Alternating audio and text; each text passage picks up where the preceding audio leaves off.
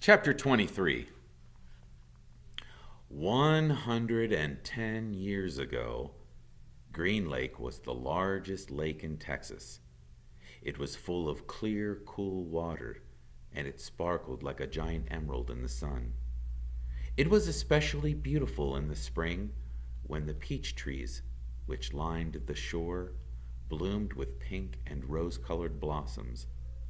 There was always a town picnic on the 4th of July. They'd play games, dance, sing, and swim in the lake to keep cool. Prizes were awarded for the best peach pie and peach jam. A special prize was given every year to Miss Catherine Barlow for her fabulous spiced peaches. No one else even tried to make spiced peaches because they knew none could be as delicious as hers. Every summer, Miss Catherine would pick bushels of peaches and preserve them in jars with cinnamon, cloves, nutmeg, and other spices which she kept secret. The jarred peaches would last all winter. They probably would have lasted a lot longer than that, but they were always eaten by the end of the winter. It was said that Green Lake was, quote unquote, heaven on earth, and that Miss Catherine's spiced peaches were, quote unquote, food for the angels.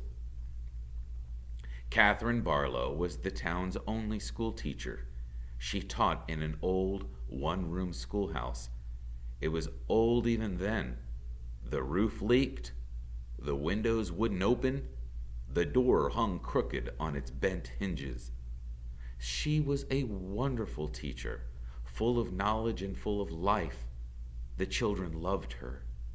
She taught classes in the evening for adults, and many of the adults loved her as well. She was very pretty. Her classes were often full of young men who were a lot more interested in the teacher than they were in getting an education. But all that they ever got was an education. One such young man was Trout Walker. His real name was Charles Walker, but everyone called him Trout because his 2 feet smelled like a couple of dead fish. This wasn't entirely Trout's fault. He had an incurable foot fungus. In fact, it was the same foot fungus that had 110 years later would affect the famous baseball player Clyde Livingston. But at least Clyde Livingston showered every day. "Why, I take a bath every Sunday morning," Chuck would brag, "whether I need it or not." Most everybody in the town of Green Lake expected Miss Catherine to marry Trout Walker. He was the son of the richest man in the country. His family owned most of the peach trees and all of the land on the east side of the lake. Trout often showed up at night school but never paid attention. He talked in class and was disrespectful of the other students around him. He was loud and stupid. A lot of men in town were not educated. That didn't bother Miss Catherine. She knew they'd spend most of their lives working on farms and ranches and had had much schooling. That was why she was there, to teach them. But Trout didn't want to learn. He seemed to be proud of his stupidity.